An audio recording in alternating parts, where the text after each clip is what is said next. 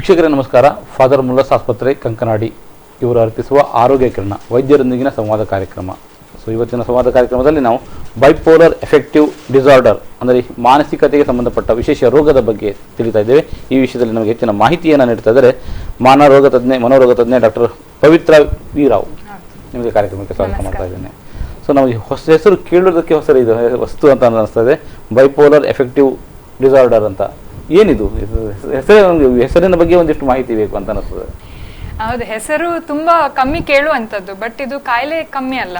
So bipolar effective disorder ಅದನ್ನ ಬೇರೆ ಬೇರೆ ರೀತಿಯಲ್ಲಿ ಕರಿತೇವೆ ನಾವು. ಒಂದು ಬೈಪೋಲರ್ ಮೂಡ್ ಡಿಸಾರ್ಡರ್, ಕೆಲವೊಮ್ಮೆ ಶಾರ್ಟ್ ಆಗಿ ಬೈಪೋಲರ್ ಡಿಸಾರ್ಡರ್, ಕೆಲವೊಮ್ಮೆ BPAD, ಹೀಗೆ ಹಲವಾರು ಹೆಸರಿನಲ್ಲಿ ಕರಿತೇವೆ.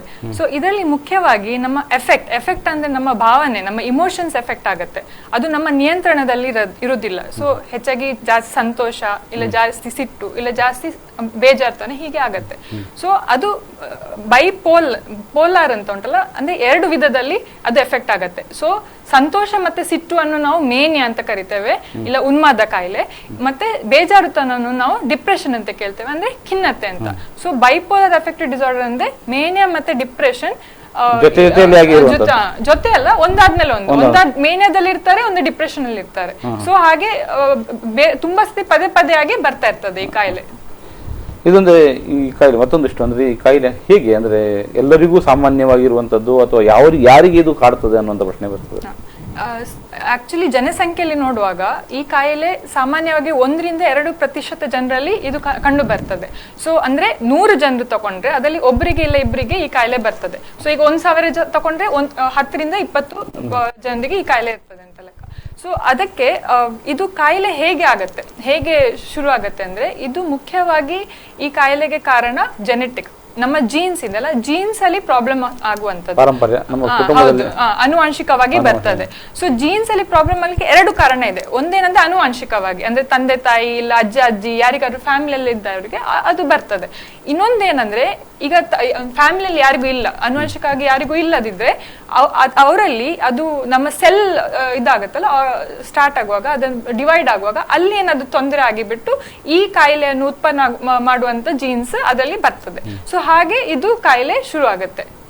ಇದು ಅದಕ್ಕೆ ಕಾರಣ ಅಂದ್ರೆ ನೀವು ಹೇಳ್ತೀರಿ ವಂಶ ಪಾರಂಪರ್ಯದಿಂದ ಬರುವಂತದ್ದು ಅಥವಾ ಜೀನ್ಸ್ ಗಳಲ್ಲಿ ಏನೋ ಸಮಸ್ಯೆಗಳು ಹೀಗಾಗಿರೋ ಇದು ಎಲ್ಲ ಯಾಕೆ ಆಗ್ತದೆ ಅಂತ, ಯಾಕೆ ಕಾರಣ ಏನು ಅಲ್ಲ, ಇದೇನಂದ್ರೆ ಜೀನ್ಸ್ 50-70% ಕಾರಣ ಜೀನ್ಸ್ ಇರುತ್ತೆ, ಉಳಿದದ್ದು ಬೇರೆ ಎನ್ವೈರನ್ಮೆಂಟಲ್ ಫ್ಯಾಕ್ಟರ್ಸ್ ಇರುತ್ತೆ. ಸೊ ಯಾರಿಗೆ ಇದು ಕಾಯಿಲೆ ಬರುವ ಸಂಭಾವನೆ ಇದೆ, ಯಾರಲ್ಲಿ ಈ ಜೀನ್ಸ್ ಪ್ರಾಬ್ಲಮ್ ಇದೆ, ಅವರಲ್ಲಿ ಏನಾದ್ರೂ ಒಂದು ಸ್ಟ್ರೆಸ್ಸರ್ಸ್ ಇರ್ಬೋದು. ಅಂದ್ರೆ ಈಗ ಏನಾದ್ರು ಯಾರಾದ್ರೂ ಸಾವಾಯ್ತು ಮನೆಯಲ್ಲಿ, ಫೈನಾನ್ಷಿಯಲ್ ಪ್ರಾಬ್ಲಮ್ಸ್ ಆಯ್ತು, ಅಂತದ್ರಲ್ಲಿ ಈ ಕಾಯಿಲೆ ಉದ್ಭವ ಆಗ್ಬೋದು. ಇನ್ನೊಂದೇನಂದ್ರೆ ಇದು ನಿದ್ರೆ ಮಾಡದಿರುವಾಗ, ಈಗ ನಾವು ತುಂಬಾ ರಾತ್ರಿ ಎಕ್ಸಾಮ್ಸ್ ಇರುವಾಗೆಲ್ಲ ರಾತ್ರಿ ಎಲ್ಲ ಕುತ್ಕೊಂಡು ಓದ್ತಾರೆ, ಅದು ಇಲ್ಲದಿದ್ದರೆ ಜಾತ್ರೆಗೆ ಹೋಗುದು, ರಿಟ್ರೀಟಿಗೆ ಹೋಗುದು, ಅಂತದಲ್ಲಿ ನಿದ್ರೆ ಮಾಡದಿರೋದು, ಅಂತದಲ್ಲಿ ಸಹ ಈ ಕಾಯಿಲೆ ಉದ್ಭವ ಆಗುವ ಸಾಧ್ಯತೆ ಇದೆ. ನೈಟ್ ಶೋ, ಯಕ್ಷಗಾನಕ್ಕೆ ಹೋಗುದು, ಅದಕ್ಕೆಲ್ಲ ಹೋಗುವಾಗ ಇದು ಕಾಯಿಲೆ ಶುರು ಆಗುವ ಸಾಧ್ಯತೆ ಇದೆ. ಮತ್ತೆ ಇನ್ನೊಂದೇನಂದ್ರೆ ಸಬ್ಸ್ಟೆನ್ಸಸ್, ಅಂದ್ರೆ ನಮ್ಮದು ಡ್ರಗ್ಸ್ ತಕೊಳ್ಳುದು, ಇದು ಆಲ್ಕೋಹಾಲ್ ಕುಡಿಯೋದು, ಅದು ತಕೊಳ್ಳುದು, ಇಲ್ಲ ಶಾರೀರದಲ್ಲಿ ತೊಂದರೆ ಇರೋದು, ಅಂದ್ರೆ ಮೆದುಳಿದು ಕಾಯಿಲೆ, ಫಿಟ್ಸ್ ಕಾಯಿಲೆ ಅಂತದ್ದು ತೊಂದರೆಗಳಿರುವುದು, ಅದರಿಂದ ಸಹ ಹೀಗೆ ಬರುವ ಸಾಧ್ಯತೆ ಇರ್ತದೆ. ಸೊ ಈ ಎನ್ವೈರನ್ಮೆಂಟಲ್ ಫ್ಯಾಕ್ಟರ್ಸ್ ಮುಖ್ಯವಾಗಿ ಯಾರಿಗೆ ಇದು ಕಾಯಿಲೆ ಬರುವ ಸಾಧ್ಯತೆ ಇದೆ ಅವರಲ್ಲಿ ಭರಿಸ್ತದೆ. ಸೊ ಅದರಿಂದಾಗಿ ಹೀಗೆ ಆಗುತ್ತೆ. ಅಂದ್ರೆ ನಮ್ಮ ವಾತಾವರಣ ಕೂಡ ಕಾರಣ ಆಗ್ತದೆ, ಆದ್ರೆ ಇದು ಎಲ್ಲರಿಗೂ ಅಲ್ಲ ಅಂತ. ಅಂದ್ರೆ ಯಾರಿಗೆ ಈ ಜೀನ್ಸ್ ನಲ್ಲಿ ಸಮಸ್ಯೆ ಇದೆ ಅಥವಾ ವಂಶ ಪಾರಂಪರಿಕವಾಗಿ ಯಾವುದು ನಾವು ಬೈಪೋಲರ್ ಎಫೆಕ್ಟಿವ್ ಡಿಸಾರ್ಡರ್ ಅಂತ ಏನು ಕಾಯಿಲೆ ಹೇಳ್ತೇವೆ, ಈ ಕಾಯಿಲೆ ಆಗುವ ಲಕ್ಷಣಗಳು ಇದ್ದಾವೆ, ಅವರಿಗೆ ಅದು ಅಂದ್ರೆ ನಮ್ಮ ಪರಿಸರ ಕೂಡ ಅದಕ್ಕೆ ಎಫೆಕ್ಟ್ ಮಾಡ್ತದೆ ಅಂತ ಕಾರಣ ಕೊಡ್ತದೆ ಅಂತ. ಸೊ ಇದು ಅಂದ್ರೆ ಹೇಗೆ ಇದನ್ನ ಗುರುತು ಮಾಡೋದು ಹೇಗೆ? ಮುಖ್ಯವಾಗಿ ಏನಾಗ್ತದಂದ್ರೆ, ಈಗ ನಾವು ಇದನ್ನೇ ಸಪರೇಟ್ ಆಗಿ ಮಾತಾಡುವ. ನಾನು ಹೇಳ್ದಲ್ಲ, ಮುಖ್ಯವಾಗಿ ಇದರಲ್ಲಿ ಒಂದು ಮೇನಿಕ್ ಎಪಿಸೋಡ್ ಇರುವ ಸಾಧ್ಯತೆ ಇದೆ, ಮತ್ತೆ ಡಿಪ್ರೆಸಿವ್ ಎಪಿಸೋಡ್ ಇರುವ ಸಾಧ್ಯತೆ ಇದೆ. ಸೊ ನಾವೀಗ ಮೇನಿಕ್ ಎಪಿಸೋಡ್ ಬಗ್ಗೆ ಮಾತಾಡುವ. ಈ ಮೇನಿಕ್ ಎಪಿಸೋಡ್ ಬರುವಾಗ ಜನರು ತುಂಬಾ ಸಂತೋಷಕ್ಕೆ ಒಳಗಾಗ್ತಾರೆ, ಮೇನಿಯಾ, ಇಲ್ಲ ತುಂಬಾ ಸಿಟ್ಟಿಗೆ ಒಳಗಾಗ್ತಾರೆ. ಇದರಲ್ಲಿ ಅದೊಂದು ಇರ್ತದೆ. ಸೊ ಸಂತೋಷ ಅಂದ್ರೆ ನೀವು ನೋಡಿರ್ಬೋದು, ಕೆಲವೊಮ್ಮೆ ರೋಡ್ ಅಲ್ಲೆಲ್ಲ ಕೆಲವರು ತುಂಬಾ ಹಾಡಾಡ್ತಾರೆ, ತುಂಬಾ ಡ್ಯಾನ್ಸ್ ಮಾಡ್ತಾರೆ, ಯಾರ ಬಗ್ಗೆ ಸಹ ಅವರು ಆಲೋಚನೆ ಮಾಡುದಿಲ್ಲ ಅಂತವ್ರು. ಸೊ ಅವರು ತುಂಬಾ ಸಂತೋಷದಲ್ಲಿ ಇರ್ತಾರೆ, ಏನು ಕಾರಣ ಇರುದಿಲ್ಲ ಅವರಿಗೆ. ಸಂತೋಷಕ್ಕೆ ಏನು ಕಾರಣ ಇಲ್ಲದಿದ್ರು ತುಂಬಾ ಸಂತೋಷ ಪಡ್ತಾರೆ. ಮತ್ತೆ ಮಾತು ಜಾಸ್ತಿ ಆಗತ್ತೆ, ಅದರೊಟ್ಟಿಗೆ ಅವ್ರದ್ದು ಆಕ್ಟಿವಿಟಿ ಜಾಸ್ತಿ ಆಗತ್ತೆ. ಅಂದ್ರೆ ಒಂದು ನಿಮಿಷ ಸಹ ಕೂತ್ಕೊಳ್ಳೋದಿಲ್ಲ, ಅವರು ಓಡಾಡ್ತಾ ಇರ್ತಾರೆ, ಆಚೆ ಕೆಲಸ ಮಾಡೋದು ಈಚೆ ಕೆಲಸ ಮಾಡೋದು, ಮತ್ತೆ ಮನೆ ಬಿಟ್ಟು ತುಂಬಾ ದೂರ ಎಲ್ಲ ಹೋಗುದು, 20 ಮೈಲಿ 30 ಮೈಲಿ ನಡ್ಕೊಂಡು ಹೋಗ್ತಾರೆ ಅವರು, ರಾತ್ರಿ ನಿದ್ರೆ ಮಾಡದೆ. ಅದು ಹಾಗೆ ಅದೇನಂದ್ರೆ ಇದು ಆಕ್ಟಿವಿಟಿ ಪೂರ್ತಿ ಆಗುದಿಲ್ಲ, ಸ್ವಲ್ಪ ಸ್ವಲ್ಪ ಮಾಡ್ತಾರೆ, ಅದನ್ನ ಅಲ್ಲಿ ಬಿಡ್ತಾರೆ, ಇನ್ನೊಂದು ಆಕ್ಟಿವಿಟಿಗೆ ಹೋಗ್ತಾರೆ. ಸೊ ಅದರಿಂದ ಏನು ಪ್ರೊಡಕ್ಟಿವಿಟಿ ಸಿಗುದಿಲ್ಲ ಅವರಿಗೆ. ಸೊ ಅದಿರ್ತದೆ. ಮತ್ತೆ ನಿದ್ರೆ ಕಮ್ಮಿ ಇರ್ತದೆ ಅವರಲ್ಲಿ. ನಿದ್ರೆ ಕಮ್ಮಿ ಇದ್ರು ಅವರು ತುಂಬಾ ಆಕ್ಟಿವ್ ಇರ್ತಾರೆ. ಈಗ ಸಾಮಾನ್ಯವಾಗಿ ನಾವೆಲ್ಲ ನಿದ್ರೆ ಮಾಡದಿದ್ದಲ್ಲಿ ನೆಕ್ಸ್ಟ್ ಡೇ ತುಂಬಾ ಸುಸ್ತಾಗಿರ್ತೇವೆ, ಅವರಲ್ಲಿ ಅದಿರುದಿಲ್ಲ. ಅವ್ರು ನಿದ್ರೆ ಮಾಡದಿದ್ರು ತುಂಬಾ ಆಕ್ಟಿವ್ ಆಗಿ ಅವರು ಎಲ್ಲ ಕೆಲಸ ಮಾಡ್ತಾರೆ. ಬಟ್ ಅದರಿಂದ ಪ್ರಯೋಜನ ಏನಾಗುದಿಲ್ಲ. ಸೊ ಪ್ರಯೋಜನ ಏನಾಗುದಿಲ್ಲ, ಹಾನಿಯೇ ಆಗತ್ತೆ ಎಂಡಿಗೆ. ಮತ್ತೆ ಅದರೊಟ್ಟಿಗೆ ಅವರು ತುಂಬಾ ಖರ್ಚು ಮಾಡುದು, ಹೋಗಿ ಒಂದಿನ ಬೈಕ್ ತಗೊಳ್ತಾರೆ, ಕಾರ್ ತಗೊಳ್ತಾರೆ, ಅಂತದೆಲ್ಲ ತುಂಬಾ ಖರ್ಚು ಮಾಡುದು, ದಾನ ಮಾಡುದು. ಕೆಲವರು ತುಂಬಾ ಹಣ ಇದ್ದವರೆಲ್ಲ 20,000 30,000 ಲಕ್ಷಗಟ್ಟಲೆ ದಾನ ಮಾಡಿ ಬಿಡ್ತಾರೆ. ದೇವರ ಭಕ್ತಿ ಜಾಸ್ತಿ ಆಗುದು, ಸುಮ್ಮನೆ ದೇವಸ್ಥಾನಕ್ಕೆ ತಿರುಗ್ತಾ ಇರೋದು, ಮತ್ತೆ ತುಂಬಾ ಈಗ ದೊಡ್ಡ ದೊಡ್ಡ ನಾಮ ಹಾಕುದು, ತುಂಬಾ ಚೇನ್ ಎಲ್ಲ ಹಾಕುದು, ಮತ್ತೆ ಕೈಗೆಲ್ಲ ತುಂಬಾ ಸುತ್ಕೊಳ್ತಾರೆ, ಈಗ ಬಳೆ ಅದಿದೆಲ್ಲ ಹಾಕುದು, ಅಂತದೆಲ್ಲ ಮಾಡ್ಲಿಕ್ಕೆ ಶುರು ಮಾಡ್ತಾರೆ. ಸೊ ಅವ್ರನ್ನ ನೋಡೋಗನ್ನ ನಮ್ಗೆ ಗುರ್ತಿರ್ತದೆ. ಒಂಥರ ಹಿಂಗೆ ಕಲರ್ ಹಿಂಗ ಅಂಗಿ ಹಾಕುದು ಸಹ ತುಂಬಾ ಕಲರ್ಫುಲ್ ಆದದ್ ಹಾಕ್ತಾರೆ, ಒಂದು ಫ್ಲೋರಸೆಂಟ್ ಕಲರ್ಸ್, ರೆಡ್ ಕಲರ್ಸ್, ತುಂಬಾ ಬ್ರೈಟ್ ಆದ ಕಲರ್ಸ್ ಹಾಕೊಳ್ತಾರೆ. ಯಾಕಂದ್ರೆ ಅವ್ರ ತುಂಬಾ ಮೈಂಡ್ ತುಂಬಾ ಬ್ರೈಟ್ ಆಗಿರ್ತದೆ, ತುಂಬಾ ಫಾಸ್ಟ್ ಆಗಿರ್ತದೆ. ಸೊ ಹಾಗೆ ಮಾನಸಿಕತೆ ತಕ್ಕಂತೆ ಅವರು ಉಡುಗೆ ಪ್ರದರ್ಶನ ಮಾಡ್ತಾ ಇರ್ತಾರೆ. ಹೌದೌದು. ಸೊ ಅದು ಮೇನ್ಯ ಅಂತ ಹೇಳ್ಬೇಕಾದ್ರೆ ಮಿನಿಮಮ್ ಆಗಿ 1 ವಾರ ಈ ತೊಂದರೆಗಳು ಇರಬೇಕಾಗತ್ತೆ. ಮತ್ತೆ ಈಗ ನಾವು ಡಿಪ್ರೆಷನ್ ಬಗ್ಗೆ, ಖಿನ್ನತೆ ಬಗ್ಗೆ ಮಾತಾಡೋಣ. ಅಂದ್ರೆ ನಾವು ಮೇನಿಯಾ ಅಂದ್ರೆ ಇದು ವಿಶೇಷ ಆಗಿರೋದ್ರಿಂದ ಹೆಚ್ಚು ಮಾಹಿತಿ ತಿಳ್ಕೊಳ್ಬೇಕಾಗಿದೆ. ಅಂದ್ರೆ ಬೈಪೋಲರ್ ಎಫೆಕ್ಟಿವ್ ಡಿಸಾರ್ಡರ್ ಅನ್ನುವಂಥದ್ದು ನನಗೆ ನನ್ನ ಮಟ್ಟಿಗೆ ಹೇಳೋದು ಇದು ಹೊಸ ವಿಷಯ ಅಂತ. ಅಂದ್ರೆ ನೀವು ಮಾನಸಿಕ ತಜ್ಞರು ಅಥವಾ ಮನೋರೋಗ ತಜ್ಞರು, ನಿಮಗೆ ಬಹಳ ಹಳೆಯದು ಅಥವಾ ಸಾಮಾನ್ಯ ವಿಷಯ ಅಂತ ಅನಿಸ್ತಾ ಇದೆ. ಮತ್ತು ನೀವು ಹೇಳ್ತಾ ಇರೋ ಹುಡುಗರು ಎಲ್ಲರೂ ನಮಗೆ ಕಾಣುವ ವಿಷಯ ಅಂತ ನಮಗೆ ಅನುಭವ ಆಗ್ತಾ ಇದೆ. ಸೊ ಇದ್ರ ಬಗ್ಗೆ ಇನ್ನಷ್ಟು ತಿಳಿಬೇಕು ಅಂತ ಕುತೂಹಲ ಇದೆ. ಅದಕ್ಕಿಂತ ಮೊದಲು ಸಣ್ಣ ವಿರಾಮ.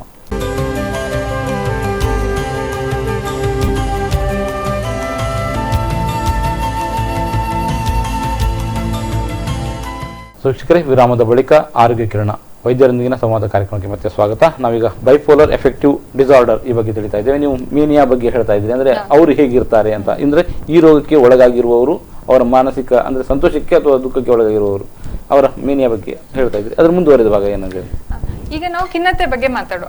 ಸೊ ಖಿನ್ನತೆಯಲ್ಲಿ, ಡಿಪ್ರೆಷನ್ ಅಲ್ಲಿ ಈಗ ನೋಡಿ ಇನ್ನೊಂದು ಕಾಯಿಲೆ ಏನಂದ್ರೆ ಖಾಲಿ ಖಿನ್ನತೆ ಬರ್ತದೆ, ಖಾಲಿ ಡಿಪ್ರೆಷನ್ ಬರ್ತದೆ. ನಾವು ರಿಕರೆಂಟ್ ಡಿಪ್ರೆಸಿವ್ ಡಿಸಾರ್ಡರ್, ಅದು ಸಹ ಒಂದು ಮೂಡ್ ಡಿಸಾರ್ಡರ್ ಇದೇ ರೀತಿದ್ದು. ಬಟ್ ಅದಲ್ಲಿ ಮತ್ತೆ ಇದು ಆಲ್ಮೋಸ್ಟ್ ಸಿಮಿಲರ್ ಇರ್ತದೆ. ಸೊ ಇದರಲ್ಲಿ ಖಿನ್ನತೆ ಅಂದ್ರೆ ಬೇಜಾರುತನ ತುಂಬಾ ಜಾಸ್ತಿ ಇರುತ್ತೆ, ತುಂಬಾ ಸುಸ್ತಾಗತ್ತೆ, ಕೆಲಸ ಮಾಡ್ಲಿಕ್ಕೆ ಏನು ಆಸಕ್ತಿ ಇರೋದಿಲ್ಲ, ನಿದ್ರೆ ಕಮ್ಮಿ ಆಗತ್ತೆ, ಹಸಿವು ಕಮ್ಮಿ ಆಗತ್ತೆ, ತುಂಬಾ ಕಾನ್ಫಿಡೆನ್ಸ್ ತುಂಬಾ ಕಮ್ಮಿ ಆಗತ್ತೆ, ಕಾನ್ಸಂಟ್ರೇಟ್ ಮಾಡ್ಲಿಕ್ಕೆ ಆಗಲ್ಲ, ಮರ್ತು ಹೋಗುವ ತೊಂದರೆಗಳು ಬರುತ್ತೆ. ಮತ್ತೆ ತುಂಬಾ ನೆಗೆಟಿವ್ ಥಾಟ್ಸ್, ನಾವು ಯಾರಿಗೂ ಪ್ರಯೋಜನ ಇಲ್ಲ, ನಾವಿದ್ದು ಎಲ್ಲರಿಗೂ ಕಷ್ಟ ಆಗ್ತಾ ಇದೆ, ಅದಕ್ಕಿಂತ ನಾವು ಸಾವನ್ನಪ್ಪಿಕೊಂಡ್ರೆ ಒಳ್ಳೇದು ಅಂತ ಹೇಳ್ಬಿಟ್ಟು ಸುಸೈಡ್ ಇಲ್ಲ ಆತ್ಮಹತ್ಯೆ ಮಾಡೋ ಟೆಂಡೆನ್ಸೀಸ್ ಜಾಸ್ತಿ ಇರುತ್ತೆ. ಸೊ ಇದರಲ್ಲಿ ಆಗತ್ತೆ. ಸೊ ಯೂಶುವಲಿ ಇದು 2 ವಾರದವರೆಗೆ ಇರಬೇಕು. ಆದ್ರೆ ಈ ಬೈಪೋಲರ್ ಡಿಪ್ರೆಷನ್ ಮತ್ತೆ ಸಾಮಾನ್ಯ ಆಗುವ ಡಿಪ್ರೆಷನ್ ಅಲ್ಲಿ ಕೆಲವು ವ್ಯತ್ಯಾಸಗಳು ಇರುತ್ತೆ. ಅದೇನಂದ್ರೆ ನಾವು ಏಟಿಪಿಕಲ್ ಸಿಂಪ್ಟಮ್ಸ್ ಅಂತ ಹೇಳ್ತೇವೆ. ಸೊ ಏಟಿಪಿಕಲ್ ಸಿಂಪ್ಟಮ್ಸ್ ಏನಂದ್ರೆ ನಿದ್ರೆ ಜಾಸ್ತಿ ಇರೋದು, ಇಡೀ ಹೊತ್ತು ನಿದ್ರೆ ಮಾಡ್ತಾರೆ, ಇಲ್ಲದಿದ್ರೆ ಹಸಿವು ಜಾಸ್ತಿ ಇರೋದು, ಊಟ ಜಾಸ್ತಿ ಮಾಡ್ತಾರೆ. ಮತ್ತೆ ಇನ್ನೊಂದು ಏನಂದ್ರೆ ತುಂಬಾ ಸುಸ್ತಂದ್ರೆ ಆಲ್ಮೋಸ್ಟ್ ನಮ್ಮ ಮೈ ಇಡೀ ಒಂದು ಲೆಡ್ಡಿನ ತರ ಆದಾಗೆ, ಒಂದು ಕಬ್ಬಿಣನ ತರ ಆದಾಗೆ ಆಗುವಂತದ್ದು. ಮತ್ತೆ ನಾವು ಏನಾದ್ರೂ ಹೇಳಲಿಕ್ಕೆ ಹೋಗುವಾಗ ರಿಯಾಕ್ಟಿವಿಟಿ ಇರ್ತದೆ ನಮ್ಮಲ್ಲಿ, ಅದು ರಿಯಾಕ್ಟಿವಿಟಿ ಇಲ್ಲದಿರುವಂತದ್ದು. ಮತ್ತೆ ಇದು ಡಿಪ್ರೆಷನ್, ಸಾಮಾನ್ಯ ಡಿಪ್ರೆಷನ್ ಆಗುವಾಗ ಅದು 3 ರಿಂದ 6 ತಿಂಗಳು ಇರುತ್ತೆ. ಇದು ಬೇಗ ಹುಷಾರಾಗ್ತಾರೆ. ಯಾಕಂದ್ರೆ ಯೂಶುವಲಿ ಇದು ಮೇನಿಯಾ ಬರುವ ಮುಂಚೆ ಕೆಲವೊಮ್ಮೆ ಸ್ವಲ್ಪ ಸಮಯ ಡಿಪ್ರೆಷನ್ ಇರುತ್ತೆ, ಬೈಪೋಲರ್ ಡಿಪ್ರೆಷನ್, ಮತ್ತೆ ಅದು ಮೇನಿಯಾದಲ್ಲಿ ಪರಿವರ್ತನೆ ಆಗುತ್ತೆ. ಸೊ ಅದರಿಂದಾಗಿ ಇದು ತುಂಬಾ ಶಾರ್ಟ್ ಡ್ಯೂರೇಷನ್ ಇರುತ್ತೆ ಈ ಡಿಪ್ರೆಷನ್. ಸೊ ಇದೆಲ್ಲ ವ್ಯತ್ಯಾಸಗಳು ಸಾಮಾನ್ಯದಲ್ಲಿ ಆಗುವ ಡಿಪ್ರೆಷನ್ ಮತ್ತೆ ಈ ಬೈಪೋಲರ್ ಅಲ್ಲಿ ಆಗುವ ಡಿಪ್ರೆಷನ್ ಅಲ್ಲಿ ವ್ಯತ್ಯಾಸಗಳು. ಈಗ ಮೇನಿಯಾ ಆದ ಮಾತ್ರಕ್ಕೆ ಅಂದ್ರೆ ಇದು ನಿಮಗೆ 2-3 ಸೇರಿಸಿ ನಮಗೆ ಹೇಳ್ತಾ ಇದ್ರಿ. ಬಟ್ ಇವರ ಹೇಗಿರ್ತಾರೆ ಅನ್ನೋದ್ರ ಒಂದು ಲಕ್ಷಣ, ಅಂದ್ರೆ ಈ ಕಾಯಿಲೆಯಿಂದ ಒಳಗಾಗಿರುವವರ ಲಕ್ಷಣ ಏನು ಅಂತ ನನಗೆ ನೋಡಿ. ನಮ್ಮ ಹತ್ರ ಹೆಚ್ಚಾಗಿ ಬರುವಾಗ ಯಾವ್ದಾದೊಂದು ಎಪಿಸೋಡ್ ಅಲ್ಲಿ ಬಂದಿರ್ತಾರೆ. ಸೊ ಎಪಿಸೋಡ್ ಅಂದ್ರೆ ಮುಖ್ಯವಾಗಿ ನಮ್ಮ ಹತ್ರ ಕರ್ಕೊಂಡು ಬರೋದು ಮೇನಿಯಾ ಆಗಿರುವಾಗ, ಯಾಕಂದ್ರೆ ಅದು ತುಂಬಾ ಜೋರಾಗಿರ್ತದೆ. ಆರಂಭಿಕ ಹಂತದಲ್ಲಿ ಗೊತ್ತಾದ್ರೆ ಅದು ಅಂದ್ರೆ ಮೇನಿಯಾ ಹಂತಕ್ಕೆ ಹೋಗುದಿಲ್ಲ ಅಂತ ಇಲ್ಲ, ಮೇನ್ಯ ಹಂತಕ್ಕೆ ಒಂದು ದಿವಸದಲ್ಲಿ ಹೋಗ್ತದೆ ಅದು. ಅದು ಏನಂದ್ರೆ ಇದು ತುಂಬಾ ಫಾಸ್ಟ್ ಆಗಿ ಪ್ರೋಗ್ರೆಸ್ ಆಗುವ ಡಿಸೀಸ್. ಆದ್ರೆ ಅವ್ರು ಬರುವಾಗ ತುಂಬಾ ಜೋರಾಗಿರ್ತದೆ. ಅಂದ್ರೆ ಅವರನ್ನು ಯಾರಿಗೆ ಸಹ ಹಿಡಿಲಿಕ್ಕೆ ಆಗೋದಿಲ್ಲ. ಅವರ ಶಕ್ತಿ ಅಷ್ಟು ಜೋರಾಗಿರ್ತದೆ ಅಂದ್ರೆ ಕೆಲವರಿಗೆಲ್ಲ 4-5 ಜನ ಕಟ್ಟಿಕೊಂಡು ತರುವ ಪರಿಸ್ಥಿತಿ ಬರ್ತದೆ. ಸೊ ಅದು ಯಾಕೆಂದ್ರೆ ಅವರಲ್ಲಿ ಅಷ್ಟು ಶಕ್ತಿ ಇರ್ತದೆ. ಅಂದ್ರೆ ನಮ್ದೆಲ್ಲ ಇದುಂಟಲ್ಲ ತುಂಬಾ ಸ್ಟ್ರಾಂಗ್ ಆಗಿ ಅವರು ಪರಿವರ್ತನೆ ಆಗ್ತಾರೆ. ಸೊ ಅವ್ರಿಗೆ ಏನು ಸಹ ನೋವು ಸಹ ಅವರಿಗೆ ಹೆಚ್ಚು ತಿಳಿಯುವುದಿಲ್ಲ. ಸೊ ಅವರನ್ನು ಕಟ್ಟಿಕೊಂಡೇ ಬರ್ತಾರೆ ಹೆಚ್ಚಾಗಿ ನಮ್ಮ ಹತ್ರ. ಸೊ ಅಂತ ಪರಿಸ್ಥಿತಿಯಲ್ಲಿ ನಾವು ಅವರಿಗೆ ಟ್ರೀಟ್ಮೆಂಟ್ ಕೊಡುವಾಗ ಹೆಚ್ಚಾಗಿ ಅಡ್ಮಿಷನ್ ಮಾಡಿ ಟ್ರೀಟ್ಮೆಂಟ್ ಮಾಡ್ಲಿಕ್ಕೆ ಹೇಳ್ತೇವೆ ನಾವು. ಲಕ್ಷಣ ಏನು ಅಂದ್ರೆ ನಮಗೆ ಗೊತ್ತಾಗೋದು ಹೇಗೆ? ಅದೇ ನಾ ಹೇಳ್ದಲ್ಲ, ಹೀಗೆ ತುಂಬಾ ಮಾತಾಡ್ತಾರೆ, ತುಂಬಾ ಸಂತೋಷ ಇರ್ತಾರೆ, ಹಾಡಾಡೋದು, ರಸ್ತೆ ಬದಿಯಲ್ಲಿ ಡ್ಯಾನ್ಸ್ ಮಾಡೋದು, ಮತ್ತೆ ಗುರ್ತಿಲ್ಲದವ್ರ ಹತ್ರ ಸಹ ಹೋಗಿ ಪುನಃ ಅವರಿಗೆ ಚುಚ್ಚಿ ಮಾತಾಡೋದು, ಸುಮ್ಮನೆ ಎಲ್ಲರಿಗೆ ದಾನ ಮಾಡೋದು, ಹಾಗೆಲ್ಲ ಅವರಿಗೆ ಬೇರೆ ಬೇರೆ ಇದಲ್ಲಿ ಬರ್ತಾರೆ ಅವರು. ಇದೆಲ್ಲ ಲಕ್ಷಣ ಅಂತ ಹೇಳ್ತಾ ಇದೀವಿ. ಮತ್ತೆ ಇದಕ್ಕೆ ಚಿಕಿತ್ಸೆ ಅಂತ ಹೇಳೋದಾಗೆ ನೋಡಿ, ಚಿಕಿತ್ಸೆ ಮುಖ್ಯವಾಗಿ ಚಿಕಿತ್ಸೆ ಮಾಡುವಾಗ ನಾವು ಯಾವ ಹಂತದಲ್ಲಿದ್ದಾರೆ ಅಂತ ನಾವು ನೋಡ್ತೇವೆ. ಮೇನಿಯಾದಲ್ಲೇ, ಡಿಪ್ರೆಷನ್ ಅಲ್ಲಿ. ಈಗ ಮೇನಿಯಾದಲ್ಲಿದ್ರೆ ಹೆಚ್ಚಾಗಿ ನಾವು ಅಡ್ಮಿಟ್ ಮಾಡಿಯೇ ಚಿಕಿತ್ಸೆ ಮಾಡ್ಬೇಕು ಅಂತ ಹೇಳ್ತೇವೆ. ಯಾಕೆಂದ್ರೆ ಅವರಲ್ಲಿ ಒಂದೇನಂದ್ರೆ, ಈಗ ಸಂತೋಷದ ಮೇನಿಯಾ ಆದ್ರೆ ತೊಂದರೆ ಇಲ್ಲ. ಆದ್ರೆ ಸಿಟ್ಟಿನ ಮೇನಿಯಾ ಅಂದ್ರೆ ಗಲಾಟೆ ಮಾಡೋ ಮೇನಿಯಾ ಇದ್ರೆ ಅವರು ಬೇರೆಯವರಿಗೆ ಹೊಡಿಲಿಕ್ಕೆ ಸಾಧ್ಯ ಉಂಟು. ಈಗ ಬೇರೆ ಎಲ್ಲ ಪ್ರಾಪರ್ಟಿ ಎಲ್ಲ ಡಿಸ್ಟ್ರಾಯ್ ಮಾಡ್ಲಿಕ್ಕೆ ಅಂದ್ರೆ ಅದನ್ನೆಲ್ಲ ಒಡೆದು ಹಾಕುವ ಸಾಧ್ಯತೆ ಉಂಟು. ತುಂಬಾ ಮಂದಿ ಟಿವಿ, ಕಿಟಕಿ, ಬಾಗಿಲು ಬೇರೆ ಕಡೆ ಹೋಗಿ ಹೊಡೆದಾಡ್ತಾರೆ. ಸೊ ಅದು ತುಂಬಾ ಸೀರಿಯಸ್ ಆಗುತ್ತೆ. ಸೊ ಅದಕ್ಕೋಸ್ಕರ ಮೇನ್ಯದಲ್ಲಿ ಬರುವಾಗ ನಾವು ಹೆಚ್ಚಾಗಿ ಅಡ್ಮಿಟ್ ಮಾಡ್ಲಿಕ್ಕೆ ಹೇಳ್ತೇವೆ. ಸೊ ಅಡ್ಮಿಟ್ ಮಾಡ್ಬಿಟ್ಟು ಶುರುಗೆ ನಾವು ಅವ್ರಿಗೆ ಬೇರೆ ಏನಾದ್ರೂ ಕಾಯಿಲೆ, ಹೆಚ್ಚಾಗಿ ಬೈಪೋಲರ್ ಅಫೆಕ್ಟಿವ್ ಡಿಸಾರ್ಡರ್ ಇದ್ದವರಿಗೆ ಅದೊಂದು ಮಾತ್ರ ಅಲ್ಲ, ಬೇರೆ ಕಾಯಿಲೆ ಇರುವ ಸಹ ಸಂಭಾವನೆ ಇರ್ತದೆ. ಸೊ 50-75% ಜನರಿಗೆ ಬೇರೆ ಕಾಯಿಲೆ ಇರುವ ಸಾಧ್ಯತೆ ಇರುತ್ತೆ. ಸೊ ಅದು ಮಾನಸಿಕವಾಗಿ ಸೇರ್ಬೋದು, ಶಾರೀರಿಕವಾಗಿ ಸೇರ್ಬೋದು. ಸೊ ಮಾನಸಿಕವಾಗಿ ಹೇಳುದಾದ್ರೆ ಈಗ ಹೆಚ್ಚಾಗಿ ಕುಡಿತದ್ದು ತೊಂದರೆ ಇರ್ಬೋದು, ಡ್ರಗ್ಸ್ ತಗೊಳ್ಳೋ ತೊಂದರೆ ಇರ್ಬೋದು, ಆಂಗ್ಸೈಟಿ ಪ್ರಾಬ್ಲಮ್ ಇರ್ಬೋದು, ಪರ್ಸನಾಲಿಟಿ ಪ್ರಾಬ್ಲಮ್. ಸೊ ಇದನ್ನೆಲ್ಲ ನೋಡ್ತೇವೆ. ಶಾರೀರಿಕವಾಗಿ ಆದ್ರೆ ನಾನು ಮೊದಲೇ ಹೇಳ್ದಲ್ಲ, ಈಗ ಫಿಟ್ಸ್ ಕಾಯಿಲೆ ಇರ್ಬೋದು, ಸ್ಟ್ರೋಕ್ ಇರ್ಬೋದು, ಪಾರ್ಕಿನ್ಸನ್ಸ್ ಡಿಸೀಸ್ ಇರ್ಬೋದು. ಸೊ ಇಂಥದ್ದೆಲ್ಲ ಮೆದುಳಿನ ಕಾಯಿಲೆ, ಇಲ್ಲ ಥೈರಾಯ್ಡ್ ಇದು ಕಾಯಿಲೆ, ಶುಗರ್ ಇದು ಕಾಯಿಲೆ, ಡಯಾಬಿಟಿಸ್ ಮೆಲಿಟಸ್ ನಾವು ಹೇಳ್ತೇವೆ, ಅದು ಸಹ ಇರುವ ಸಾಧ್ಯತೆ ಇರ್ತದೆ. ಸೊ ಇದನ್ನೆಲ್ಲ ಟೆಸ್ಟ್ ಮಾಡ್ತೇವೆ. ಸೊ ನಾವು ಫಸ್ಟಿಗೆ ಅವರ ಬ್ಲಡ್ ತಗೊಳ್ತೇವೆ, ಮತ್ತೆ ಅವರದ್ದು ತಲೆ ಸ್ಕ್ಯಾನ್ ಎಲ್ಲ ಮಾಡ್ಬಿಟ್ಟು ಇದೆಲ್ಲ ಉಂಟಾ ಇಲ್ವಾ ಅಂತ ನಾವು ಪರಿಶೀಲಿಸ್ತೇವೆ. ಅದಾದ್ಮೇಲೆ ನಾವು ಟ್ರೀಟ್ಮೆಂಟ್ ಶುರು ಮಾಡ್ತೇವೆ. ಸೊ ಟ್ರೀಟ್ಮೆಂಟ್ ಏನಂದ್ರೆ ಮುಖ್ಯವಾಗಿ ಅಕ್ಯೂಟ್ ಸ್ಟೇಜ್ ಅಲ್ಲಿ, ಅಂದ್ರೆ ಎಪಿಸೋಡ್ ಬರುವಾಗ ತುರ್ತು ಚಿಕಿತ್ಸೆಗೋಸ್ಕರ ನಾವು ಮೂಡ್ ಸ್ಟೆಬಿಲೈಸರ್ ಅಂತ ಸ್ಟಾರ್ಟ್ ಮಾಡ್ತಾರೆ. ಸೊ ಹೆಸರು ಹೇಳಿದಾಗೆ ಮೂಡ್ ಅನ್ನು ಸ್ಟೆಬಿಲೈಸ್ ಮಾಡೋದು. ಇವರಲ್ಲಿ ಮೂಡ್ ಪ್ರಾಬ್ಲಮ್ ಇದೆ, ಸೊ ಅದನ್ನ ನಾವು ಸ್ಟೆಬಿಲೈಸ್ ಮಾಡೋದು. ಸೊ ಯೂಶಲಿ ಈ ಮೂಡ್ ಸ್ಟೆಬಿಲೈಸರ್ ಶುರು ಮಾಡುವಾಗ ಅದು ಎಫೆಕ್ಟ್ ಆಗ್ಲಿಕ್ಕೆ ಮಿನಿಮಮ್ 2-3 ವಾರ ಬೇಕು. ಅದು ಯಾಕೆ ಅಂದ್ರೆ ಇದು ಮೆದುಳಿನ ಕಾಯಿಲೆ. ಸೊ ಮೆದುಳಲ್ಲಿ ವ್ಯತ್ಯಾಸ ಆಗಿರ್ತದೆ. ಸೊ ಆ ವ್ಯತ್ಯಾಸವನ್ನು ಸರಿ ಮಾಡಿಸ್ಲಿಕ್ಕೋಸ್ಕರ ಈ ಮೂಡ್ ಸ್ಟೆಬಿಲೈಸರ್ ಬೇಕಾಗತ್ತೆ. ಆದ್ರೆ ಅದು ನಾವು ಈಗ ಬಿಪಿದು ಮಾತು ತಗೊಂಡ ಕೂಡಲೇ ಸರಿ ಆಗೋದು ಹಾಗೆ ಆಗೋದಿಲ್ಲ. ಮಿನಿಮಮ್ ಸಮಯ ಬೇಕು. ಅದು ಅಂದ್ರೆ ಅಲ್ಲಿ ಹೋಗ್ಬೇಕು, ಅಲ್ಲಿ ಹೋಗಿ ಅಲ್ಲಿ ಆದ ಚೇಂಜಸ್ ಅನ್ನು ವಾಪಸ್ ನಾರ್ಮಲ್ ಮಾಡ್ಬೇಕು. ಸೊ ಅದಕ್ಕೆ 2-3 ವಾರ ಬೇಕು ಮೂಡ್ ಸ್ಟೆಬಿಲೈಸರ್. ಸೊ ಅಷ್ಟುವರೆಗೆ ಬೇಗ ಹುಷಾರಾಗ್ಬೇಕು ಅಂತ ಹೇಳಿ ನಾವು ಆಂಟಿಸೈಕೋಟಿಕ್ ಅಂತ ಸ್ಟಾರ್ಟ್ ಮಾಡ್ತೇವೆ. ಸೊ ಈ ಆಂಟಿಸೈಕೋಟಿಕ್ ಸ್ಟಾರ್ಟ್ ಮಾಡಿದ 1-2-3 ದಿವಸದಲ್ಲಿ ಕಮ್ಮಿ ಆಗುತ್ತೆ. ಬಟ್ ಏನಂದ್ರೆ ನಮ್ಗೆ ಯಾವ್ದು ಸಹ ಬ್ಲಡ್ ಟೆಸ್ಟ್ ಇಲ್ಲ. ಈಗ ನಮ್ಗೆ ಈಗ ರಕ್ತದಲ್ಲಿ ನೋಡ್ಬಿಟ್ಟು ಇಷ್ಟು ಮೇನೆ ಇದೆ, ಇಷ್ಟು ಡಿಪ್ರೆಷನ್ ಇದೆ ಅಂತ ಹಾಗೆ ಗೊತ್ತಾಗುದಿಲ್ಲ.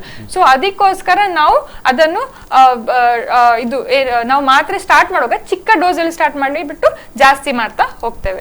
ಇದು 2 ಬಿಟ್ರೆ ಕೆಲವೊಮ್ಮೆ ತೀವ್ರವಾಗಿ ಡಿಪ್ರೆಷನ್ ಇದ್ದಲ್ಲಿ ನಾವು ಆಂಟಿ ಡಿಪ್ರೆಸೆಂಟ್ ಕೊಡ್ತೇವೆ. ಮತ್ತೆ ನಾ ಹೇಳಿದ್ರೆ ನಿದ್ರೆ ತುಂಬಾ ಮುಖ್ಯ, ಅದಕ್ಕೆ ನಿದ್ರೆದು ಮಾತ್ರೆ ಕೊಡ್ತೇವೆ ನಾವು. ಸೊ ಇದು ಅಕ್ಯೂಟ್ ಸ್ಟೇಜ್ ಟ್ರೀಟ್ಮೆಂಟ್. ಓಕೆ, ಮತ್ತೆ ಇದು ಎಷ್ಟು ಸಮಯ ಇರ್ತದೆ ಅನ್ನುವಂಥದ್ದು ಮತ್ತು ಇದು ಯಾವ ಅಂದ್ರೆ ಒಂದು ಚಿಕಿತ್ಸೆ ಕೊಡದೇ ಇದ್ರೆ ಯಾವ ಹಂತಕ್ಕೆ ತಲುಪಬಹುದು ಎಂಬ ಮಾಹಿತಿ ಕೂಡ ನಮಗೆ ಬೇಕಾಗಿದೆ. ಅದಕ್ಕಿಂತ ಮೊದಲು ಸಣ್ಣ ವಿರಾಮ.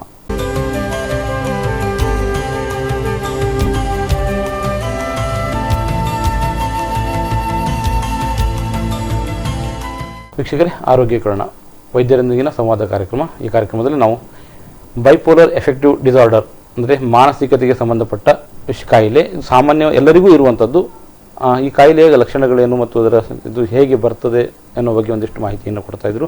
ಈಗ ನಾನು ಹೇಳಿದ್ರು ನಿಮಗೆ ಚಿಕಿತ್ಸೆ ಬಗ್ಗೆ ಒಂದಿಷ್ಟು ಮಾಹಿತಿಯನ್ನು ಕೊಟ್ಟರೆ, ಬಟ್ ನಮಗೆ ಬೇಕಾಗಿರೋದು ಇದು ಚಿಕಿತ್ಸೆ ಆಗುವುದಕ್ಕಿಂತ ಮೊದಲು ಎಷ್ಟು ಸಮಯ ತಗೊಳ್ತದೆ ಕಾಯಿಲೆ ಹಂತಕ್ಕೆ ಬರಲಿಕ್ಕೆ, ಮತ್ತು ಚಿಕಿತ್ಸೆಯ ಬಳಿಕ ಯಾವ ಸಮಯದಲ್ಲಿ ಇದು ಅಂದರೆ ಕಾಯಿಲೆಯನ್ನು ಗುಣಪಡಿಸಲಿಕ್ಕೆ ಸಾಧ್ಯ ಇದೆ ಅಂತ. ಹೆಚ್ಚಾಗಿ ಸ್ವಲ್ಪ ಕಮ್ಮಿ ಇದ್ರೆ ಕಾಯಿಲೆ ಅದು ಟೈಮ್ ತಗೊಳ್ತದೆ, ತುಂಬಾ ಬೇಗ ಆಗಿ ಬರೋದಿಲ್ಲ. ಅಂದ್ರೆ ಈಗ ಡಿಪ್ರೆಷನ್ ಆಗಲಿ ಅದು ಹೆಚ್ಚಾಗಿ ಜನರಿಗೆ ಬೇಗ ಗೊತ್ತಾಗುದಿಲ್ಲ. ಓಕೆ, ಇವರಿಗೆ ಈಗ ಡಿಪ್ರೆಷನ್ ಶುರು ಆಗಿದೆ, ಟ್ರೀಟ್ಮೆಂಟ್ ತಗೊಳ್ಬೇಕು ಅಂತ ಗೊತ್ತಾಗುತ್ತೆ. ಆದ್ರೆ ನಾ ಹೇಳ್ದಲ್ಲ, ಮೇನ್ಯಾ ಒಂದೇ ಸತಿ ಜೋರಾಗೋ ಸಾಧ್ಯತೆ ಇರ್ತದೆ. ಸೊ ಅಂತದ್ರಲ್ಲಿ ಅವ್ರು ಬೇಗ ಬರ್ತಾರೆ. ಕೆಲವೊಮ್ಮೆ ಬೇರೆ ಕಡೆ ಎಲ್ಲ ಟ್ರೀಟ್ಮೆಂಟ್ ತಗೊಂಡು ಈ ದೇವಸ್ಥಾನಕ್ಕೆ ಹೋಗಿ ಅದಕ್ಕೆಲ್ಲ ಹೋಗ್ಬಿಟ್ಟು ಎಲ್ಲ ಮತ್ತೆ ಎಂಡಿಗೆ ನಮ್ಮ ಹತ್ರ ಬರೋದು ಉಂಟು. ಅವಾಗ ಸ್ವಲ್ಪ ಜಾಸ್ತಿ ತಿಂಗಳು ಆಗಿರ್ತದೆ. ಬಟ್ ಯೂಶಲಿ ವಿದಿನ್ 3 months ಬಂದೇ ಬರ್ತಾರೆ ಅವ್ರು, ಜೋರ್ ಇರುವವರು. ಸೊ ಏನಾಗತ್ತೆ ಅಂದ್ರೆ ಮತ್ತೆ ನಾವು ಇದು ನಾ ಹೇಳ್ದಲ್ಲ ತುರ್ತು ಚಿಕಿತ್ಸೆ ಶುರು ಮಾಡ್ತೇವೆ. ತುರ್ತು ಚಿಕಿತ್ಸೆ ಆದ ನಂತರ ನೆಕ್ಸ್ಟ್ ಮೇಂಟೆನೆನ್ಸ್ ಥೆರಪಿ. ಅಂದ್ರೆ ಇನ್ನೂ ಪುನಃ ನಾ ಹೇಳ್ದಲ್ಲ, ಇದು ಪುನಃ ಬರುವಂತ ಕಾಯಿಲೆ. ಕೆಲವೊಮ್ಮೆ ಡಿಪ್ರೆಷನ್ ಬರುತ್ತೆ, ಕೆಲವೊಮ್ಮೆ ಮೇನ್ಯಾ ಬರ್ತದೆ. ಸೊ ಇದು ಪುನಃ ಬರುವ ಕಾಯಿಲೆ ಆದ ಕಾರಣ ಇದಕ್ಕೆ ಪೂರ್ತಿಯಾಗಿ ಗುಣಮಟ್ಟ ಮಾಡ್ಲಿಕ್ಕೆ ಆಗುದಿಲ್ಲ ನಮ್ಮ ಕೈಯಿಂದ. ಸೊ ಅದಕ್ಕೆ ನಾವೇನ್ ಮಾಡುದಂದ್ರೆ ಪುನಃ ಬರದಾಗಿ ನಾವು ನೋಡ್ಕೊಳ್ಬಹುದು ಅಷ್ಟೇ. ಸೊ ಅದಕ್ಕೋಸ್ಕರ ನಾವು ಮೇಂಟೆನೆನ್ಸ್ ಥೆರಪಿ ಅಂತ ಕೊಡ್ತೇವೆ. ಸೊ ಅಕ್ಯೂಟ್ ಥೆರಪಿ ಮಿನಿಮಮ್ ಆಗಿ 3 ರಿಂದ 6 ತಿಂಗಳು ಕೊಡ್ತೇವೆ. ಅಂದ್ರೆ ಅವರದ್ದು ಕಾಯಿಲೆ ಕಮ್ಮಿ ಆಗುವಷ್ಟು. ಹೆಚ್ಚಾಗಿ 3 ರಿಂದ 6 ತಿಂಗಳು ಬೇಕು, ಕೆಲವರಲ್ಲಿ ಬೇಗ ಗುಣ ಆಗ್ತದೆ. ಸೊ ಅದಾದ್ಮೇಲೆ ನೆಕ್ಸ್ಟ್ ಮೇಂಟೆನೆನ್ಸ್ ಥೆರಪಿ ಶುರು ಮಾಡುದು. ಈಗ ಮೊದಲನೇ ಸತಿ, ಈಗ ಫಸ್ಟ್ ಟೈಮ್ ಅವರಿಗೆ ಬಂದಲ್ಲಿ 1 ವರ್ಷದವರೆಗೆ ನಾವು ಕೊಟ್ಟು ಮಾತ್ರೆ, ಮತ್ತೆ ಅವ್ರ ಹತ್ರ ನಾವು ಹೇಳ್ತೇವೆ ಈಗ ನಿಮ್ಗೆ ಪುನಃ ಬರುವ ಸಾಧ್ಯತೆ 95%. ಅಂದ್ರೆ ನೀವು 100 ಜನರಲ್ಲಿ 95 ಜನರಿಗೆ ಪುನಃ ಬಂದೇ ಬರ್ತದೆ ಕಾಯಿಲೆ. ಸೊ ಅಂತದ್ರಲ್ಲಿ ನಿಮ್ಗೆ ಈಗ ಕಂಟಿನ್ಯೂ ಮಾಡ್ಬೇಕಾದ್ರೆ ನೀವು ಮಾಡ್ಬೋದು, ಇಲ್ಲದಿದ್ರೆ ಕಮ್ಮಿ ಮಾಡಿ ನಿಲ್ಲಿಸಬಹುದು ಅಂತ ಅವರಿಗೆ ಚಾಯ್ಸ್ ಕೊಡ್ತೇವೆ ಪೇಷಂಟ್ಗೆ. ಸೊ ಈಗ ಅವ್ರು ಹೇಳಿದಾಗೆ ಮಾಡ್ಬೋದು. ಬಟ್ ಈಗ 2ನೇ ಸತಿ ಬಂದಲ್ಲಿ ನಾವು ಹೆಚ್ಚಾಗಿ ಲೈಫ್ ಲಾಂಗ್ ಕೊಡ್ತೇವೆ ಟ್ರೀಟ್ಮೆಂಟ್. ಯಾಕಂದ್ರೆ 2ನೇ ಸತಿ ಕಾಯಿಲೆ ಬಂದಲ್ಲಿ 99% ಪುನಃ ಬರ್ತದೆ. ಯಾವಾಗ ಬರ್ತದೆ ಅಂತ ಹೇಳಿಕ್ಕಾಗಲ್ಲ. ಇವತ್ತು ಮಾತ್ರ ಬಿಟ್ಟು ನಾಳೆ ಬರ್ಬೋದು, ಇಲ್ಲಾಂದ್ರೆ ಕೆಲವೊಮ್ಮೆ 10 ವರ್ಷ ಆದ್ಮೇಲೆ ಬರ್ಬೋದು, ಇಲ್ಲ 50 ವರ್ಷ ಆದ್ಮೇಲೂ ಬರ್ಬೋದು. ಬಟ್ ಬಂದೇ ಬರ್ತದೆ. ಸೊ ಈಗ ನೀವು ನನ್ನ ಹತ್ರ ಕೇಳ್ಬೋದು, 10 ವರ್ಷ ಆದ್ಮೇಲೆ ಅವಾಗ ಪುನಃ ಮಾತ್ರೆ ತಗೊಳ್ಬೋದಲ್ಲ, ಯಾಕೆ ಅಷ್ಟುವರೆಗೆ ತಗೊಳ್ಬೇಕು ಅಂತ ನೀವು ಕೇಳ್ಬೋದು. ಅದು ಯಾಕೆ ಅಂದ್ರೆ ಈಗ ಈ ರೋಗದಲ್ಲಿ ಒಂದು ಮುಖ್ಯವಾದ ಪ್ರಾಬ್ಲಮ್ ಅಂದ್ರೆ ಕಿಂಡಲಿಂಗ್ ಇಲ್ಲ ಸೆನ್ಸಿಟೈಸೇಷನ್ ಅಂತ ಹೇಳ್ತೇವೆ ನಾವು. ಅದೇನಂದ್ರೆ ಒಮ್ಮೆ ಕಾಯಿಲೆ ಬಂದೆ ಪುನಃ ಕಾಯಿಲೆ ಬರುವ ಸಾಧ್ಯತೆ ಜಾಸ್ತಿ ಆಗ್ತಾ ಹೋಗ್ತದೆ. ಸೊ ಅದು ಇನ್ನೊಂದು ಪುನಃ ಬರುವ ಕಾಯಿಲೆ ತುಂಬಾ ತೀವ್ರವಾಗಿರ್ತದೆ, ತುಂಬಾ ಸಿವಿಯರ್ ಆಗಿರ್ತದೆ. ಸೊ ಅವಾಗ ಅದನ್ನ ಕಂಟ್ರೋಲ್ ಮಾಡ್ಲಿಕ್ಕೆ ನಮ್ಗೆ ಸಾಮಾನ್ಯ ಸ್ವಲ್ಪ ಮದ್ದು ಸಾಕುವುದಿಲ್ಲ, ತುಂಬಾ ಮದ್ದು ಬೇಕಾಗುತ್ತೆ. ಕೆಲವೊಮ್ಮೆ ನಮ್ಗೆ 4-5 ತರದ್ದು ಮದ್ದುಗಳು ಸಹ ಹಾಕ್ಬೇಕಾಗತ್ತೆ, ಯಾಕಂದ್ರೆ ಅಷ್ಟು ಜೋರ್ ಇರ್ತದೆ. ಮತ್ತೆ ಎಷ್ಟು ಸತಿ ಕಾಯಿಲೆ ಬರ್ತದೆ ಅವರದ್ದು ಮೆದುಳಿನಲ್ಲಿ ಅಷ್ಟೇ ತೊಂದರೆ ಪರ್ಮನೆಂಟ್ ಆಗ್ತಾ ಹೋಗ್ತದೆ. ಸೊ ಆಫ್ಟರ್ 3 or 4 3 ಇಲ್ಲ 4 ಎಪಿಸೋಡ್ಸ್ ಆದ್ಮೇಲೆ ಹೆಚ್ಚಾಗಿ ಕಾಯಿಲೆ ಪರ್ಮನೆಂಟ್ ಆಗೋದು, ಇಲ್ಲದೆ ಪೂರ್ತಿಯಾಗಿ ನಾರ್ಮಲ್ ಆಗದೆ ಇರುವ ಸಾಧ್ಯತೆ ಇರ್ತದೆ. ಸೊ ನಾವು ಈಗ 2ನೇದಲ್ಲೇ ನಾವು ಅವರಿಗೆ ಕಂಟಿನ್ಯೂ ಲೈಫ್ ಲಾಂಗ್ ಮಾಡಿದ್ರೆ ಮತ್ತೆ ಪುನಃ ಕಾಯಿಲೆ ಬರದಿದ್ದಲ್ಲಿ ಅವರು ಸಾಮಾನ್ಯ ಜನ, ಈಗ ನಾನು ನೀವೆಲ್ಲ ಇದ್ದೇವಲ್ಲ, ಸೊ ನಮ್ಮ ಹಾಗೆ ಅವರು ಆರಾಮದಲ್ಲಿ ಬದುಕಬಹುದು, ಏನು ಪ್ರಾಬ್ಲಮ್ ಬರದೆ ಇರಬಹುದು ಅವರು. ಈಗ ಅಂದ್ರೆ ನಾವು ಆರಂಭದಲ್ಲಿ ಚಿಕಿತ್ಸೆ ಕೊಡ್ಲಿಲ್ಲ, ಒಂದು ಹಂತಕ್ಕೆ ಯಾವ ಹಂತಕ್ಕೆ ತಲುಪಬಹುದು ಅಂತ ಅಂದ್ರೆ ಅದೇ ಒಂದೇನಂದ್ರೆ ಹಂತ ನೋಡ್ಬೇಕಾದ್ರೆ ನೋಡಿ, ಒಂದೇನಂದ್ರೆ ತುಂಬಾ ಜೋರ್ ಆಗ್ಬೋದು. ಜೋರ್ ಅಂದ್ರೆ ನಾನು ಮೊದ್ಲಿಗೆ ಹೇಳಿದೆಲ್ಲ, ಗಲಾಟೆ ಮಾಡ್ಬಿಟ್ಟು ಕೆಲವರು ಬೇರೆಯವ್ರನ್ನು ಕೊಲ್ಲಿಕ್ಕೂ ಹೋಗ್ಬೋದು. ಅವರಿಗೆ ಏನಾದ್ರು ಸೂಸೈಡ್ ಮಾಡ್ಕೊಳ್ಬಹುದು, ಇಲ್ಲದ್ರೆ ಇವರಿಗೆಲ್ಲ ತುಂಬಾ ನಾವು ಹೇಳ್ತೇವೆ ಸೈಕೋಟಿಕ್ ಸಿಂಪ್ಟಮ್ಸ್ ಅಂತ ಹೇಳ್ತಾರೆ. ಅವರಿಗೆ ನಾನು ತುಂಬಾ ದೇವರ ಹಾಗೆ, ನಾನು ಶ್ರೀಕೃಷ್ಣನ ಪುನರ್ಜನ್ಮ ತಕೊಂಡಿದ್ದೇನೆ ಅಂತದೆಲ್ಲ ಆಲೋಚನೆ ಬರ್ತದೆ. ಮತ್ತೆ ನನ್ಗೆ ದೇವರ ಶಕ್ತಿ ಕೊಟ್ಟಿದ್ದಾರೆ, ಹಾರ್ಬೋದು ನಾನು ಅಂತ ಹೇಳಿ ಬಿಲ್ಡಿಂಗ್ ಮೇಲೆ ಹೋಗಿ ಹಾರ್ಲಿಕ್ಕೂ ಸಾಧ್ಯತೆ ಇದೆ. ಸೊ ಹಾಗೆ ಆತ್ಮಹತ್ಯೆ ಮಾಡ್ಬೋದು. ಇಲ್ಲ ಡಿಪ್ರೆಷನ್ ಅಲ್ಲಿ ಇರುವಾಗ ಅವರಿಗೆ ಬೇಜಾರಾಗ್ಬಿಟ್ಟು ನಾನು ಯಾಕೆ ಬದುಕಬೇಕು, ನಾನು ಸತ್ರೆ ಒಳ್ಳೇದು ಅಂತ ಹೇಳ್ಬಿಟ್ಟು ಇದು ಸಹ ಮಾಡ್ಬೋದು. ಸೊ ಹಾಗೆ ಅದಕ್ಕೋಸ್ಕರ ಅವರಿಗೆ ಹಾನಿ ಮಾಡ್ಬೋದು, ಇಲ್ಲ ಬೇರೆಯವರಿಗೆ ಹಾನಿ ಮಾಡ್ಬೋದು. ಅದರೊಟ್ಟಿಗೆ ಅವರು ಬೇರೆ ಏನ್ ಪ್ರಾಬ್ಲಮ್ ಆಗ್ಬೋದು ಅಂದ್ರೆ ಇದು ಕಂಟಿನ್ಯೂ ಆಗ್ಬೋದು. ನಾವು 20 ಮಾತ್ರೆ ಕೊಟ್ಟರು ಸರಿ ಆಗುದಿಲ್ಲ ಅಂತ ಪರಿಸ್ಥಿತಿ ಬರ್ಬೋದು. ಅವಾಗ ಏನಾಗುತ್ತೆ, ಅವ್ರಿಗೆ ಕೆಲಸ ಏನು ಮಾಡ್ಲಿಕ್ಕೆ ಆಗುದಿಲ್ಲ. ಮತ್ತೆ ಈ ಕಾಯಿಲೆ ಬರೋದು ಹೆಚ್ಚಾಗಿ 20 ವರ್ಷದ ಪ್ರಾಯದವರಿಗೆ, ಹೆಚ್ಚಾಗಿ 20 ಅರೌಂಡ್ ಆ ಏಜ್. ಅಂದ್ರೆ ಗಂಡಸರಲ್ಲಿ ಸ್ವಲ್ಪ ಬೇಗ ಬರ್ತದೆ, ಒಂದು 18 ರಿಂದ 25ವರೆಗೆ ಬರ್ತದೆ, ಹೆಂಗಸರಲ್ಲಿ 20 ರಿಂದ 30ವರೆಗೆ ಬರ್ತದೆ. ಆ ಟೈಮ್ ಏನು, ನಾವು ಒಂದು ಕೆಲಸ ಮಾಡ್ತಾ ಇರ್ತೇವೆ, ಹುಡುಕ್ತಾ ಇರ್ತೇವೆ, ನಾವು ಓದ್ತಾ ಇರ್ತೇವೆ. ಸೊ ಈ ಟೈಮಲ್ಲಿ ಹೀಗೆ ತುಂಬಾ ಪದೇ ಕಾಯಿಲೆ ಬಂದಲ್ಲಿ ಅವರಿಗೆ ಅದು ಮಾಡ್ಲಿಕ್ಕೆ ಆಗುದಿಲ್ಲ. ಸೊ ಅವರ ಇಡೀ ಲೈಫ್ ಹೋಗ್ತದೆ, ಇಡೀ ಲೈಫ್ ವೇಸ್ಟ್ ಆಗತ್ತೆ. ಬಟ್ ಅವ್ರು ಅದೇ ಮಾತ್ರೆ ತಕೊಂಡಿದ್ದಲ್ಲಿ ನಾರ್ಮಲ್ ಆಗಿರ್ಬೋದು, ಎಲ್ಲ ಕೆಲಸ ಮಾಡ್ಬೋದು. ಕೆಲವರೆಲ್ಲ ಇದೆಲ್ಲ ಮಾತ್ರೆ ತಕೊಂಡು ಡಾಕ್ಟರ್ಸ್ ಆಗಿದ್ದಾರೆ, ಇಂಜಿನಿಯರ್ಸ್ ಆಗಿದ್ದಾರೆ, ದೊಡ್ಡ ಕಾರ್ಯಕರ್ತರಾಗಿದ್ದಾರೆ. ಸೊ ಅದು ಈ ಕಾಯಿಲೆ ಇದೆ ಅಂತ ಹೇಳಿ ಅವ್ರು ಮುಂದೆ ಹೋಗ್ಲಿಕ್ಕೆ ಆಗುದಿಲ್ಲ ಅಂತ ಇಲ್ಲ, ಬಟ್ ಮಾತ್ರೆ ಕರೆಕ್ಟ್ ಸರಿಯಾದ ಸಮಯದಲ್ಲಿ ಚಿಕಿತ್ಸೆ ತಗೊಳ್ಬೇಕು, ಅದನ್ನ ನಿರ್ವಹಣೆ ಮಾಡಬೇಕು. ಅಲ್ಲಿ ಒಂದು ವಿಷಯ ಇದೆ, ಅಂದ್ರೆ ನೀವು ಹೇಳ್ತಾ ಇರೋದು ಈ ಕಾಯಿಲೆ ಬಂದ ಮೇಲೆ ನಾವು ಚಿಕಿತ್ಸೆ ಕೊಡ್ತೀರಿ ನೀವು, ಅಥವಾ ನಮಗೆ ಅದ್ರ ವಿಷಯ ನಮಗೆ ಬಾರದೇ ಇರುವಾಗ ಏನಾದ್ರು ಮಾಡ್ಲಿಕ್ಕೆ ಸಾಧ್ಯತೆ ಇದೆಯಾ? ಇಲ್ಲ, ಇಷ್ಟವರೆಗೆ ಹಾಗೆ ಏನು ಬಾರದಿದ್ದಾಗೆ ಇಲ್ಲ. ಒಮ್ಮೆ ಫಸ್ಟ್ ಎಪಿಸೋಡ್ ಬಂದಾದ್ಮೇಲೆ ಪುನಃ ಬಾರದಿದ್ದಾಗೆ ನೋಡ್ಬೋದು. ಬಟ್ ಫಸ್ಟ್ ಎಪಿಸೋಡ್ ಬಂದಾದ್ಮೇಲೆ ಬರುದು ಯಾರಿಗೆ ಬರ್ತದೆ ಅಂತ ಹೇಳಿಕ್ಕೆ ಆಗುದಿಲ್ಲ. ಯಾಕಂದ್ರೆ ಏನಂದ್ರೆ ಜೀನ್ಸ್ ಅಂತ ನಾನು ಹೇಳಿದ್ದೇನೆ, ಬಟ್ ಆ ಜೀನ್ಸ್ ಇದೆಲ್ಲ ಅದು ಯಾವ ಜೀನ್ಸ್ ಅಂತ ಇನ್ನೂವರೆಗೆ ಹುಡುಕಿ ಆಗ್ಲಿಲ್ಲ. ಈಗ ಕೆಲವೆಲ್ಲ ಕಾಯಿಲೆಯಲ್ಲಿ ಜೀನ್ಸ್ ಯಾವ ಜೀನ್ಸ್ ಇದೆ, ಈ ಜೀನ್ಸ್ ಇದೆ. ಈಗ ಡೌನ್ ಸಿಂಡ್ರೋಮ್ ಆಗ್ಲಿ, ಹುಟ್ಟುವ ಮುಂಚೆನೆ ಮಗುವಲ್ಲಿ ಗೊತ್ತಾಗುತ್ತೆ ಈ 21 ಕ್ರೋಮೋಸೋಮ್ ಜೀನ್ ಎಫೆಕ್ಟ್ ಆಗಿದೆ, ಸೊ ಡೌನ್ಸ್ ಆಗೋ ಸಾಧ್ಯತೆ ಉಂಟು ಅಂತೇಳಿ. ಬಟ್ ಇದರಲ್ಲಿ ಹಾಗೆ ಇಲ್ಲ, ಇದರಲ್ಲಿ ಹಲವಾರು ಜೀನ್ಸ್ ಇದೆ, ಹಲವಾರು ಜೀನ್ಸ್. ಯಾಕಂದ್ರೆ ಇದು ಫೈನಲಿ ನಮ್ಮ ಮೆದುಳಿನ ನ್ಯೂರೋ ಟ್ರಾನ್ಸ್ಮಿಟರ್ ಅಂದ್ರೆ ಒಂದು ಕೆಮಿಕಲ್ಸ್ ಇದೆ. ನೀವು ಮುನ್ನ BBS ಅಲ್ಲಿ ಕೇಳಿರ್ಬೇಕಲ್ಲ ಕೆಮಿಕಲ್ ಲೋಚ ಅಂತ, ಅದೇ ರೀತಿ ಕೆಮಿಕಲ್ಸ್ ಇದೆ ನಮ್ಮ ಬ್ರೈನ್ ಅಲ್ಲಿ, ಅದು ಎಫೆಕ್ಟ್ ಆಗ್ತದೆ. ಸೊ ಅದು ತುಂಬಾ ಚಿಕ್ಕ ರೀತಿಯಲ್ಲಿ ಎಫೆಕ್ಟ್ ಆಗುವಂತದ್ದು. ಬಟ್ ಆ ಒಂದು ಚಿಕ್ಕ ಎಫೆಕ್ಟ್ ನಮ್ಮ ಇಡೀ ದೇಹದ ಸಂತುಲನತೆಯನ್ನು ಇದು ಮಾಡ್ತದೆ. ಹೌದೌದು. ಓಕೆ, ಅಂದ್ರೆ ಚಿಕಿತ್ಸೆ ಯಾರಿಗೆ ಬರ್ತದೆ ಹೇಗೆ ಬರ್ತದೆ ಅಂತ ಹೇಳಲಿಕ್ಕೆ ಬರುವುದಿಲ್ಲ. ಬಂದ ಬಳಿಕ ಆರಂಭಿಕ ಹಂತದಲ್ಲಿ ವೈದ್ಯರನ್ನು ಸಂಪರ್ಕಿಸಿದ್ರೆ ಚಿಕಿತ್ಸೆ ಒದಗಿಸಬಹುದು ಅಂತ ಹೇಳ್ತಾ ಇರೋದು. ಓಕೆ, ಇವತ್ತಿನ ಕಾರ್ಯಕ್ರಮದಲ್ಲಿ ಬೈಪೋಲರ್ ಎಫೆಕ್ಟಿವ್ ಡಿಸಾರ್ಡರ್ ಬಗ್ಗೆ ಸಾಕಷ್ಟು ಮಾಹಿತಿಯನ್ನು ನೀಡಿದ ಡಾಕ್ಟರ್ ಪವಿತ್ರ ರಾವ್ ನಿಮಗೆ ಧನ್ಯವಾದ ಅರ್ಪಿಸ್ತಾ ಇದ್ದೇನೆ. ಸೊ ಇಲ್ಲಿಗೆ ಆರೋಗ್ಯ ಕಿರಣ ಸಂವಾದ ಕಾರ್ಯಕ್ರಮ ಮುಕ್ತಾಯವಾಗುತ್ತದೆ. ನಿರಂತರ ಸುದ್ದಿ ಮಾಹಿತಿ ಹಾಗೂ ಮನೋರಂಜನೆಗೆ ನೋಡ್ತಾ ಇರಿ ವಿಫೋರ್ ನ್ಯೂಸ್.